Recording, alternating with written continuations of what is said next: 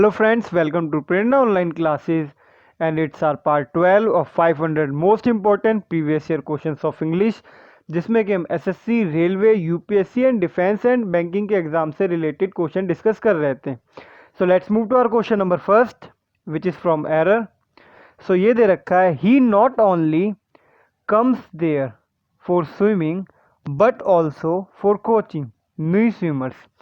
अब आपको मैं इधर एक चीज़ बताना चाहूँगा कि जब हम नॉट ओनली का यूज़ करते हैं और उसके बाद जब हम कोई सी वर्ब लेके आते हैं तो वो नॉट ओनली उस वर्ब को एम्फेसाइज करता है, मतलब वो उस वर्ब पे जोर देता है।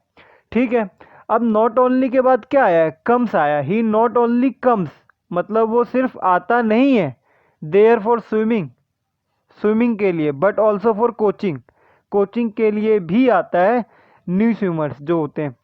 तो अब हमारा मेन वर्ब क्या है? कम्स है, बट हमें इधर बात किसकी करनी है कि वो सिर्फ स्विमिंग के लिए नहीं आता है बल्कि कोचिंग के लिए भी आते हैं जो न्यू स्विमर्स है। तो हमें स्विमिंग की बात करनी है। जब हमें स्विमिंग की बात करनी है तो जो नॉट ओनली हमारा स्विमिंग के पहले होना चाहिए, और जो मेन वर्ब है वो सब्जेक्ट के साथ होना चाहिए। कम्स किसके साथ होना चाहिए? सब्जेक्ट के साथ होना चाहिए। So he comes not only, part A में एरर है। He comes not only there, sorry, he comes not only there for swimming but also for coaching. Okay, so let's move. इधर मैंने आपको इसका रूल भी बता दिया है। The expression not only must be place before the right word, otherwise meaning changes. Here this expression mean swimming not coming. So आप इस रूल से भी देख सकते हैं जब हम पीडीएफ टेलीग्राम पे डालेंगे। सेकंड क्वेश्चन हमारा, he could not cut the grass today because the handle of machine has been broken a few days ago.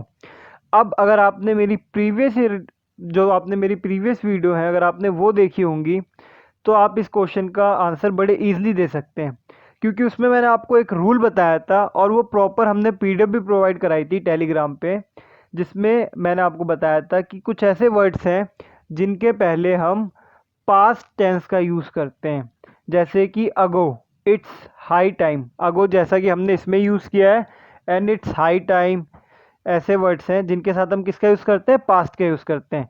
तो जब इधर अगो लगा हुआ है तो इधर हैज़ नहीं होना चाहिए था, इधर क्या होना चाहिए था? हैड होना चाहिए था। सो अपने पार्ट सी में एरर है। So let's move to our question number 3। His ability to talk to strangers is one of his stronger points. अब इसमें आपको दो चीज़ें बताऊंगा। जब भी हम वन ऑफ का यूज़ करते हैं तब हम कैसा लेके आते हैं? उसके साथ प्लूरल नाउन लेके आते हैं। तो ये जो पॉइंट्स है ये तो इधर ठीक है, बट हमने इधर स्ट्रॉन्गर यूज़ किया है। अब स्ट्रॉन्गर का यूज़ कब करेंगे? स्ट्रॉन्गर का यूज़ हम जब करेंगे जब हम कंपैरिजन करेंगे। हिज एबिलिटी, उसकी एबिलिटी का कंपैरिजन करेंगे, ठीक है ना। His ability talk to stranger is one of his stronger points. तो मतलब इसमें हम कोई कंपैरिजन तो कर नहीं रहे हैं इसके एबिलिटी का। तो जो स्ट्रॉन्गर है ये क्या होना चाहिए था? इधर स्ट्रॉन्ग होना चाहिए था, क्योंकि इधर कोई भी कंपैरिजन नहीं कर रहे हैं। स्ट्रॉन्गर, फास्टर, ऐसे वर्ड्स यार जब भी लगता है जब हम किसी का कंपैरिजन करते हैं। So let's move to question number 4। My brother said that he preferred the white shirt than the black one. अब मैंने आपको इससे पहले वाली वीडियो में बता रखा है कि कुछ ऐसे वर्ड्स हैं जिनके साथ हम टू का यूज़ करते हैं, हम देन का यूज़ नहीं करते। वो अपने वर्ड्स हैं प्रेफर, सुपीरियर, इन्फीरियर, ऐसे कुछ वर्ड्स हैं जिनके साथ हम किसका यूज़ करते हैं? टू का यूज़ करते हैं। सो इधर जो हमने देन का यूज़ किया है वो हमारा गलत है। इसमें मैंने आपको इधर पीडीएफ में प्रोवाइड करा दिया है। Normally than is used in comparative degree, but with words like superior, inferior, junior, prior, anterior, posterior, prefer to is used। और prefer इन सब के साथ हम किसका यूज़ करते हैं? टू का यूज़ करते हैं, then का यूज़ नहीं करते हैं। तो इन सब के कंपैरिजन में अगर कभी भी आपको then देता है सो आप प्लीज़ उसे गलत मार्क कीजिए। So let's move to our question number 5। She was the daughter of a working farmer who was one of the headmen of his village। अगर आपने मेरा थर्ड क्वेश्चन ध्यान से देखा होगा सो आप इस क्वेश्चन का आंसर ईजिली दे सकते हैं कि इस क्वेश्चन में हमारा एरर कहाँ है। हमने थर्ड क्वेश्चन में बात की थी वन ऑफ दी की, तो इधर ऑफ भी होना चाहिए था, वन ऑफ दी की बात की थी। और उसके साथ हमेशा नाउन कैसा आता है, प्लूरल नाउन आता है, वन ऑफ दी के साथ प्लूरल नाउन आता है। तो अब ये जो हेडमैन है ये तो एक नाउन है, बट ये कैसा है, सिंगुलर है, तो ये क्या क्या होना चाहिए था, हमारा हेड मैन होना चाहिए था। इससे रिलेटेड मैंने रूल भी आगे लिख दिया है, सो आप देख सकते हैं। The pronoun one of the must be followed by one's, example one must be. और एक चीज़ और याद रखना है, जो वन प्रोनाउन है ये हमेशा वंस को फॉलो करता है। इससे रिलेटेड एक और एरर देते हैं, जैसे कि one must finish his work task in time, तो इधर हिज दे देता है वंस की जगह। सो इधर हमें क्या करना है, वंस रखना है। Okay, so let's move to our question number. Okay, so please हमारा चैनल सब्सक्राइब कीजिए, शेयर कीजिए एंड बेल आइकन दबाइए, और अगर आपको वीडियो अच्छी लगती तो इसे लाइक करना भी ना भूलें। So let's move to our question number 6। No king in that period was so intensely involved in the welfare of his people as Ashoka. अब इधर हमने as का बात की है, जब हम as then ऐसे वर्ड्स यूज करते हैं तब हम क्या यूज करते हैं, कंपैरिजन का भाव लाते हैं उधर, ठीक है, तब हम क्या लेके आते हैं, कंपैरिजन। और जब हम कंपैरिजन का यूज करते हैं तो उसके साथ हम क्या लगाते हैं, एनी अदर, नो अदर। तो इधर क्या है, नो किंग बोला है, तो नो किंग में तो अशोका भी इंक्लूड हो जाएगा, क्योंकि अब इसमें बात की गई है अशोका के पीरियड की, ठीक है, अशोका के पीरियड की बात की गई है। और बोला अशोका के पीरियड में ऐसा कोई भी किंग नहीं था जो किसकी वेलफेयर करता हो, अपने पीपल के वेलफेयर में इन्वॉल्व हो, मतलब अपनी जनता का वेलफेयर करने में इन्वॉल्व हो। सो किसके पीरियड में, अशोका के पीरियड में। अगर मैं नो किंग बोलता हूँ तो उसमें अशोका भी इंक्लूड होता है। अगर मैं बोलता हूँ नो अदर किंग, मतलब अशोका को छोड़कर ऐसा कोई सा किंग नहीं था जो अपने लोगों का वेलफेयर करता था। सो इधर हमारा आंसर क्या होगा, no other king, option A में हमारा एरर है। So let's see our question number 7। What to talk of charity, Rajan does not practise even ordinary humanity. अभी हमारा क्वेश्चन नंबर 7 में दे रखा है नॉट व्हाट टू टॉक। अब ये जो व्हाट टू टॉक होता है ये हमारा गलत है, हम इधर व्हाट टू टॉक नहीं यूज़ करेंगे। इधर हमें क्या यूज़ करना है, इधर हमें यूज़ करना है नॉट टू टॉक। अब ये व्हाट टू टॉक इधर ये थोड़ा एरर हो गया है, इधर नॉट टू टॉक यूज़ करना है हमें। ओके ओके, अब इसका मीनिंग क्या होता है, used in introducing further factor to be consider, मतलब जो आगे के फैक्टर्स हैं उन्हें कंसीडर करके जो कुछ हम इंट्रोड्यूस करने वाले हैं उसके लिए हम नॉट टू टॉक का यूज़ करते हैं। सो इधर हमारे 7th क्वेश्चन में क्या होना चाहिए था, नॉट टू टॉक, मैं इधर लिख दे रहा हूँ, नॉट टू टॉक होना चाहिए था। Okay, so let's move to our question number 8। I have hunted and shot myself so I know what it is like। अब उसने हंट किया और शॉट किया, ठीक है ना, and so I know what it is like, तो कैसा लगता है। तो इधर जो माई सेल्फ है ये इधर सुपरफ्लुअस है, इधर माई सेल्फ हमारा नहीं यूज़ होना चाहिए था, इधर बेकार का माई सेल्फ दे रखा है, सो इसे काट दीजिए, इसमें पार्ट बी में एरर है। So let's see question number 9। He only wrote on one side of the paper. अब वो उसने क्या बोला है कि वो सिर्फ पेपर के एक साइड में लिखता है, ठीक है ना। सो अब ही ओनली रॉट नहीं आएगा, ही रॉट ओनली, क्योंकि इसमें हमने लिखने को नहीं एम्फेसाइज करना है, इसमें वो करता क्या है, वो क्या काम करता है जिसकी वजह से हमने ओनली लगाया है, वो पेपर के बस एक साइड में लिखता है। तो जो पेपर का एक साइड है हमें उसे एम्फेसाइज करना है, तो ही रॉट ओनली, ठीक है ना। पहले सब्जेक्ट आएगा, फिर बाद में हमारा मेन वर्ब आएगा, फिर बाद में हमारा क्या आएगा, फिर बाद में हमारा ओनली आएगा। इससे जैसे मैंने प्रीवियस क्वेश्चन में भी आपको बताया था, सब्जेक्ट के बाद मेन वर्ब, उसके बाद फिर हमारा क्या आएगा, ओनली आएगा। Okay, so let's move to our question number 10। The two sisters stuck one another at the platform. अब इधर आप एक चीज़ देखेंगे, वन अनदर। सो अब इससे रिलेटेड मैं आपको एक रूल करवाना चाहता हूँ। सो एक चीज़ हमेशा ध्यान रखना, जो each other is used when there are two subjects or objects and one another when there are more than two। जब हम टू सब्जेक्ट्स या ऑब्जेक्ट्स की बात करते हैं तब हम ईच अदर का यूज़ करते हैं, बट जब हम दो से ज़्यादा की बात करते हैं तब हम वन अनदर का यूज़ करते हैं। सो बहुत ज़्यादा सिंपल है ये। सो अब इधर हमारा क्या होगा, द टू सिस्टर्स, अब हमने दो बहनों की बात की है, स्टक फंस गई हैं one another at the platform, मतलब ईच अदर, इधर क्या होना चाहिए था, ईच अदर होना चाहिए था हमारा। So let's move to our question number 11। So ये दे रखा है, इसमें एंटोनिम हमें बताने हैं। ब्रूक, अब ये ब्रूक का मतलब क्या होता है, ब्रूक का मतलब होता है टॉलरेंस, कि आपकी टॉलरेटिंग पावर कितनी है, ये होता है ब्रूक का मतलब। एंड्योरेंस मतलब क्या होता है, एंड्योर मतलब, एंड्योर भी मतलब होता है आप कितना सह सकते हो, ये भी आपकी एंड्योरेंस पावर होती है। तो ये तो इसका सिनोनिम हो जाएगा ब्रूक का। बियर अप क्या होता है, ये भी इसका सिनोनिम हो जाएगा, बियर अप मतलब झेलना, ये भी इसका क्या हो जाएगा, सिनोनिम हो जाएगा। इनटॉलरेबल क्या होगा, इसका एंटोनिम होगा, जो कि अपना करेक्ट आंसर होगा। ब्रूट, ब्रूट मतलब क्या होता है, अब आपको ब्रूट का मतलब समझाता हूँ। ब्रूट का मतलब होता है कोई भी बात किसी को बता देना, ठीक है ना। प्रीच करना मतलब बातें फैला देना। गॉसिप, गॉसिप मतलब क्या होता है, लोग गॉसिप करते हैं तो उसमें सारी बातें बोल देते हैं। सो गॉसिप भी इसका नहीं होगा। टेल मतलब क्या होता है, बोलना। और कीपिंग, कीपिंग मतलब इसका कीपिंग नहीं होगा, कीपिंग अ सीक्रेट, ये होगा इसका।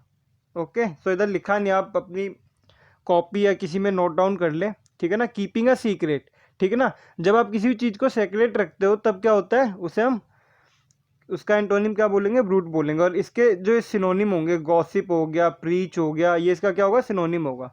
टेल कुछ भी नहीं होगा, ना एंटोनिम ना सिनोनिम इसका। और इसका एंटोनिम क्या होगा, keeping a secret. Okay, so let's move to our question number 13।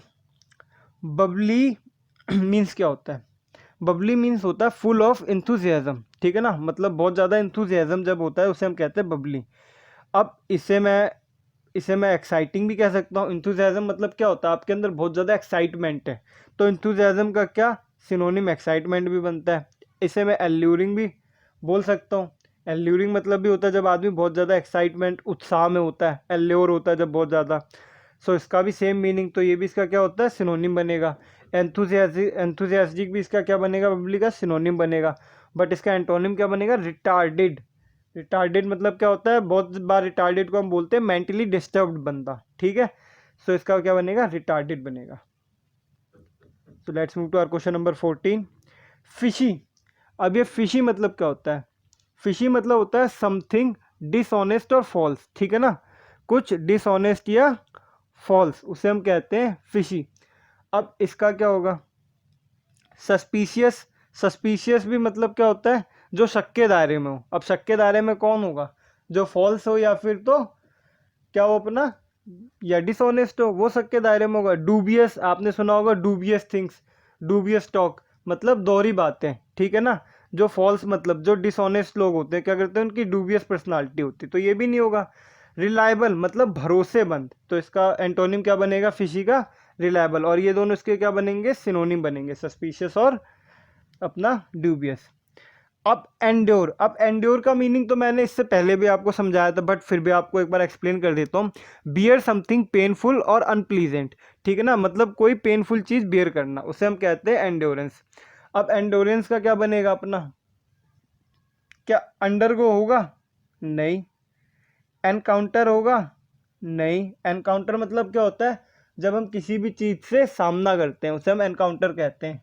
इसका हमारा क्या होगा, इलैप्स होगा आंसर, ठीक है। इलैप्स मतलब, इलैप्स जैसे कि एंड्योरेंस का मतलब क्या होता है, एंड्योरेंस का मतलब होता है किसी चीज़ को टॉलरेट करना, तो इलैप्स का मतलब भी क्या होगा, इंटॉलरेट हो गया। So let's move to our question number 16 sorry. अब ये हमारा सेंटेंस अरेंजमेंट से। अब इसमें दे रखा है option P, that he already has. अब इसका मतलब क्या है, दैट ही ऑलरेडी हैज़, जो कि उसके पहले से ही उसके पास था, इसका मीनिंग ये बनेगा। सो ये तो कभी सब्जेक्ट बनेगा नहीं। बाइंग थिंग्स, चीज़ें खरीदना, सो ये भी हमारा सब्जेक्ट नहीं बनेगा। दैट रिच मैन, वो अमीर आदमी, ठीक है। ये आर हमारा ये दे रखा है, और एस क्या दे रखा है, गोज ऑन। सो अब हमारे सब्जेक्ट को क्या चाहिए, अब हमें सबसे पहले चाहिए सब्जेक्ट, और हमारा सब्जेक्ट क्या बनेगा, दैट रिच मैन बनेगा, है ना। क्योंकि दैट ही, अब आप बोलेंगे पी क्यों नहीं बनेगा, that he already has. That he already has का मतलब क्या बनेगा, जो उसके पास पहले से था, तो ऐसा तो कोई सब्जेक्ट नहीं बनेगा। दैट रिच मैन हमारा सब्जेक्ट बनेगा, रिच मैन के हम पे एक नाउन भी दे रखा है इधर, ठीक है। सो दैट रिच मैन, अब सब्जेक्ट हमारा किससे शुरू हो रहा है, आर से शुरू हो रहा है। अब आर किस में, बी और डी में हमारा आर ऑप्शन है, ठीक है। अब हम देखते हैं क्या बनेगा, that rich man goes on. अब रिच मैन को क्या चाहिए, नाउन को क्या चाहिए, वर्ब चाहिए, वर्ब लेके आ गए, तो वर्ब हमारा क्या बनेगा, गोज ऑन, ठीक है ना। अब हमने गोज ऑन बोला, गोज ऑन क्या क्या किए जा रहा था, गोज ऑन मतलब कुछ काम किए जा रहा है, क्या किए जा रहा था, buying things, that rich man goes on buying things that he already has, जो कि उसके पास पहले से ही था। सो इसका करेक्ट मतलब ये बनेगा, option B will be our correct answer. Okay, so let's move to our question number 17। The police commissioner rushed, option P हमारा क्या दे रखा है, the police commissioner rushed, rushed मतलब पुलिस कमिश्नर भागा। अब क्यू दे रखा है द क्राउड, आर दे रखा है टू कंट्रोल, एस दे रखा है द पुलिस फोर्स। अब पुलिस कमिश्नर पुलिस फोर्स के तो पीछे भागेगा नहीं, पुलिस कमिश्नर क्यों भागेगा, कुछ कंट्रोल करने के लिए भागेगा, है ना। अगर पुलिस कमिश्नर कुछ भी किसी भी चीज़ की वजह से भाग रहा है, वो किस वजह से भागेगा, जब उसे कुछ कंट्रोल करना होगा, ठीक है। और उसे कंट्रोल क्या करना होगा, क्राउड कंट्रोल करना होगा। द क्राउड पुलिस फोर्स को तो कंट्रोल करेगा नहीं, तो टू कंट्रोल के बाद क्या आएगा, आर के बाद क्यू आएगा। हमें एक चीज़ पता चल गई है, आर के बाद क्यू। सो आर के बाद क्यू किस किस में, ए में क्यू आर से शुरू है, नहीं। बी में क्यू आर से शुरू है, नहीं। डी में हमारा बहुत दूर दूर है आर और की, तो हमारा करेक्ट आंसर क्या होगा, सी, जो कि क्या दे रखा है, P S R Q. The police commissioner, ठीक है, rust the police force the crowd, उसके बाद हमारा क्या आएगा, टू कंट्रोल द क्राउड, ठीक है ना। वो किस लिए भागे, पुलिस कमिश्नर और जो हमारे पुलिस फोर्स थी, क्राउड को कंट्रोल करने के लिए भागे, ठीक है। So let's move to our question number 18। Option P दे रखा है माई ब्रदर, ऑप्शन क्यू दे रखा है to attend his friends wedding, अपने फ्रेंड्स की वेडिंग अटेंड करने के लिए, इज गोइंग टू जा रहा है, टुमारो कल। अब टुमारो से तो हमारा वो स्टार्ट नहीं होगा, और एस पहले में इसमें सब्जेक्ट अपना ढूंढना है, ठीक है। जब ऐसे सेंटेंस अरेंजमेंट आएंगे तो उसमें हमें क्या ढूंढना होता है, सब्जेक्ट ढूंढना होता है। सो अब इसका सब्जेक्ट हमारा क्या बनेगा, सब्जेक्ट हमारा टू अटेंड तो बनेगा नहीं, सब्जेक्ट के लिए नाउन चाहिए जो कि हमारा पी में है, my brother.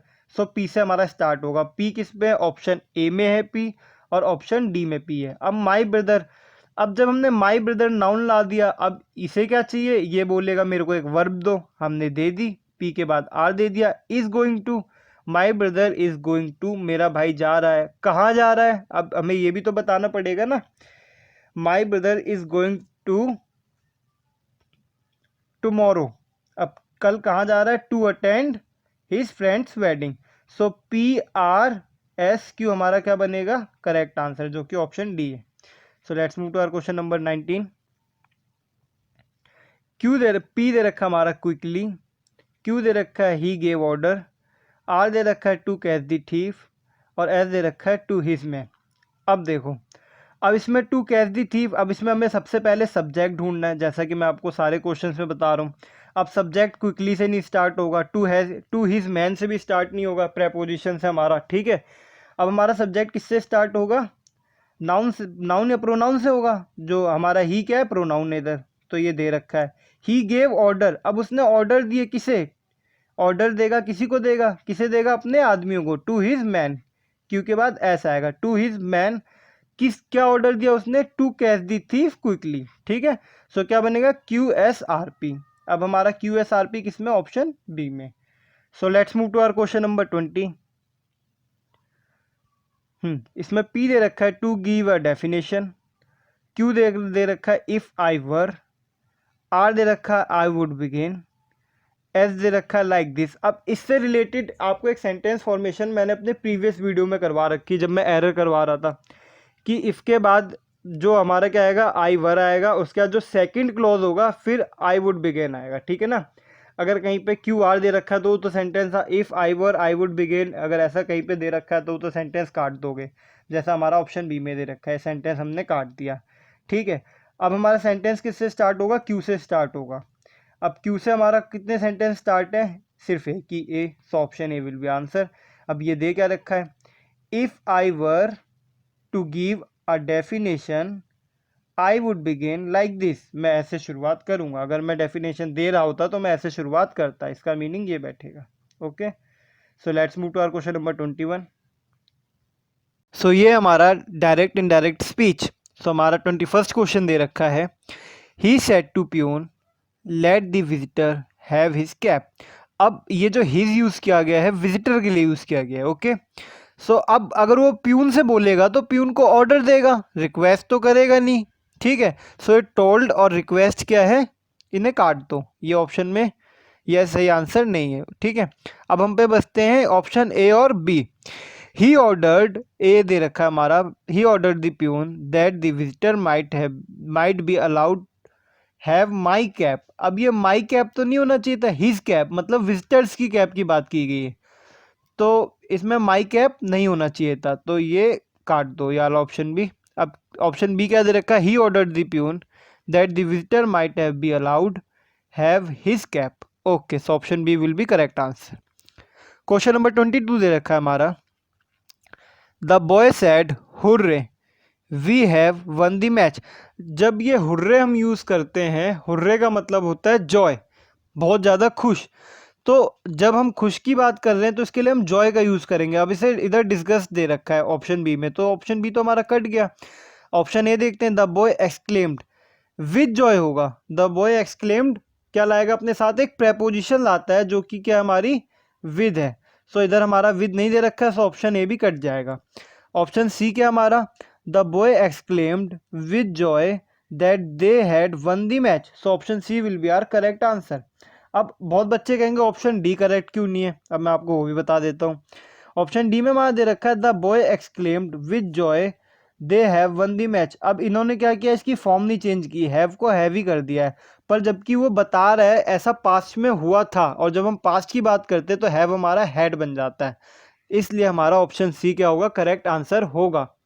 So let's move to our question number 23।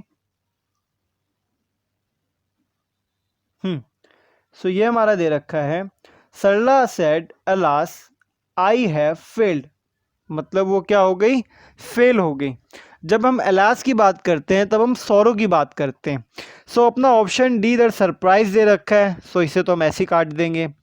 अब हम पे आता है option A, Sarla exclaimed for sorrow that she had failed.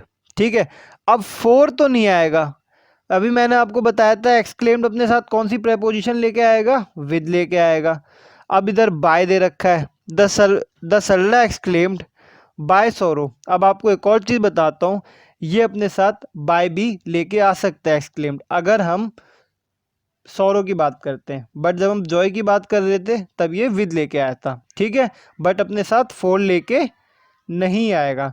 So Sarla exclaimed with सोरो दैट ही हैड फेल्ड। अब वो सौरो ऐसा तो है नहीं कोई खुशी है बहुत ज़्यादा, तो इसलिए जो ये विद लगेगा किसके साथ लगेगा, जॉय के साथ लगेगा, सौरो के साथ नहीं लगेगा। और जो बाय लगेगा किसके साथ लगेगा, सौरो के साथ लगेगा। So option C will be our correct answer. ठीक है, सो ये चीज़ याद रखना, अगर हम अलास बोलते हैं तो एक्सक्लेम्ड बाय, और अगर हुर्रे बोलते हैं तो exclaimed with. So let's move to our question number 24। I said to her what you have lost your bridal ring. ठीक है, अब इसमें जब वो बोलता है वॉट, मीन्स वो सरप्राइज हो रहा है बहुत ज़्यादा, ठीक है ना, कि तुमने अपनी ब्राइडल रिंग खो दी है। तो जब वो सरप्राइज हो रहा है तो हम सरप्राइज लिखेंगे। सो ये सौरो भी नहीं होगा अपना। ठीक है, अब इसमें तो इन्होंने कुछ एक्सक्लेम्ड दैट, इसमें तो कुछ लिखा ही नहीं कि उसने एक्सक्लेम्ड किया क्या है, सरप्राइज हुआ है एक्सक्लेम में, या फिर वो डिस्गस्ट हुआ है, जॉय हुआ है, क्या हुआ है, तो ये तो ऑप्शन सी ऐसे ही नहीं होना है, ऑप्शन डी भी अपना नहीं होगा। सो इधर क्या आना चाहिए, सरप्राइज आना चाहिए। आई exclaimed with surprise that she had lost her bridal ring, मतलब वो किसी को बता रहा है कि मैं बहुत ज़्यादा सरप्राइज हो गया कि उसने अपनी ब्राइडल रिंग खो दी। So option A will be our correct answer. So let's move to our question number 25. Sumit said, Father, I want to go abroad after I finish my studies here. अब सुमित क्या बोलता है, अपने father से बोलता है। सुमित सेड फादर, मतलब अपने फादर से बोलता है I want to go abroad, वो किस लिए जाना, कहाँ जाना चाहता है, abroad, after finish after I finish my studies, जब वो अपनी स्टडीज़ ख़त्म कर लेगा। ठीक है, अब ऑप्शन ए देखते हैं क्या दे रखा है। Sumit told to his father, ठीक है, उसने अपने फादर को बताया that he wanted to go, अब वो जाना चाहता है। अब वॉन्ट का इन्होंने क्या किया है, वॉन्टेड, पास्ट में कर दिया वॉन्ट का, past participle form. Okay good, he wanted to go abroad after he finished his studies here, so ये अपना option A will be correct answer. अब ऑप्शन बी देख लेते हैं करेक्ट क्यों नहीं होगा। Sumit told to his father I wanted to go abroad after he finished his studies.